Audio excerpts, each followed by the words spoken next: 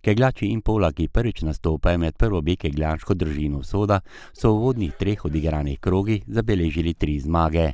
S tem pa so presegli tudi vsa pričakovanja pred začetkom prvenstvenih obračunov. Trenutno so skupaj z Litijo na prvem mestu. Potrudili smo se, rastemo iz kroga v krog, začeli smo malo slabše, ampak zdaj pa fantje vedno bolj gremo iz kroga v krog na boljše rezultate in 3 zmage zaporedoma, nismo niti pričakovali tega verjetno. Fantje, ne morem kaj druge reči, da smo dobro keglali. V tretjem igralnem dnevu so Impoljčani na domačem keglišču visoko 7-1 in razliko 135 kegljev premagali ekipo Slovenj Gradca.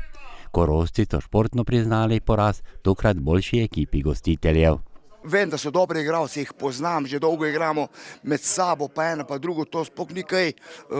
So pravzaprav bili favoriti, to ni kaj debatirati, ampak vidim, da imajo lepo igro in to je to, poštena, za nas pošten poraz, za njih poštena zmaga in samo še enkrat jim čestita.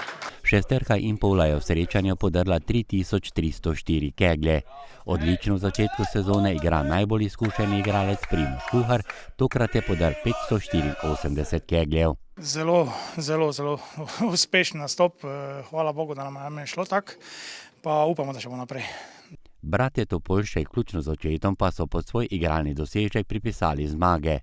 Podrli pa so Tilen Topolšek 579 kegljev, Tadej 572, Marko je na tla spravil 546 kegljev, Primož pa 529.